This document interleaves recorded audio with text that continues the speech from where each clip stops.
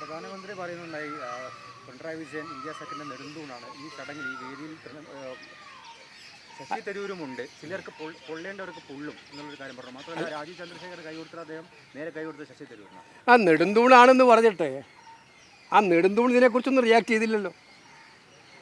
India മുന്നണിയെക്കുറിച്ച് ഇത്രയും മോശമായിട്ട്, അതും ഒരു ഏറ്റവും പ്രധാനപ്പെട്ട ഒരു വികസന വേദിയിൽ പ്രൈം മിനിസ്റ്റർ രാഷ്ട്രീയം പറയുമ്പോൾ അവിടെ വെച്ച് തന്നെ ചുട്ട മറുപടി കൊടുക്കേണ്ടതല്ലേ? മുഖ്യമന്ത്രിയല്ലേ, മുഖ്യമന്ത്രിക്ക് മൈക്ക് എടുക്കാമല്ലോ എപ്പോൾ വേണമെങ്കിലും. അങ്ങേയറ്റം ആദരവോടുകൂടി തന്നെ പ്രധാനമന്ത്രിയോട് വിയോജിപ്പ് പ്രകടിപ്പിക്കാമല്ലോ. ഈ വേദി ഇതിന് ഉപയോഗിക്കാൻ പാടില്ലായിരുന്നു എന്ന് പറയാമായിരുന്നല്ലോ. പ്രതിപക്ഷ നേതാവ് വേദിയിലുണ്ടായിരുന്നില്ല, BJP അധ്യക്ഷനുണ്ടായിരുന്നു. അതെ, അപ്പം ഞാനിപ്പം കണ്ടു. പിന്നെ ഈ പരിഭാഷകളെ നിശ്ചയിച്ചത് കേരള ഗവൺമെൻറ്റാണ്.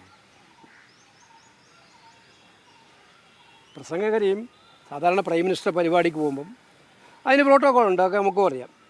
ആ പ്രോട്ടോക്കോൾ അനുസരിച്ച് PMO ആണ് ഇതൊക്കെ ഫൈനലായിട്ട് ക്ലിയർ ചെയ്യുന്നത്. ആരാണ് ഇരിക്കേണ്ടതൊക്കെ തീരുമാനിക്കുന്നത് ക്ലിയർ ചെയ്യുക. സ്റ്റേറ്റ് ഗവൺമെൻറ്റുമായിട്ട് കൺസൾട്ട് ചെയ്തിട്ടാണ് അവർ ചെയ്യുക. പക്ഷേ PMOൻ്റെ ക്ലിയറൻസ്. അപ്പോൾ പ്രധാനമന്ത്രിയുടെ പരിഭാഷ PMO ക്ലിയർ ചെയ്തതല്ലേ. PMO ക്ലിയർ ചെയ്യാതെ ഒരാൾക്കും പരിഭാഷ നടത്താൻ പറ്റില്ല. PMO ക്ലിയർ ചെയ്യാതെ പ്രൈം മിനിസ്റ്റർ പോലുള്ള പ്രസംഗം നടത്താനേ പറ്റില്ല. അങ്ങനെ നടത്തിയിട്ടുണ്ടെങ്കിൽ അത് വലിയ ലാപ്സാണ് PMOൻ്റെ ഭാഗത്തുണ്ടായിരിക്കുന്നത്. PMO ക്ലിയർ ചെയ്യാതെയാണ് ആ തർജ്ജമ ചെയ്തിരിക്കുന്നതെങ്കിൽ അത് വലിയ ലാപ്സാണ് പ്രധാനമന്ത്രിയുടെ ഓഫീസിൻ്റെ ഭാഗത്തുണ്ടായിരുന്നത്.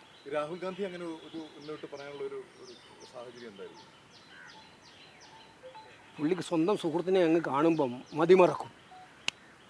ഏറ്റവും വേണ്ടപ്പെട്ട സുഹൃത്തിനെ കാണുമ്പം മതിമറന്നു പോവും നമ്മളെ പ്രധാനമന്ത്രി.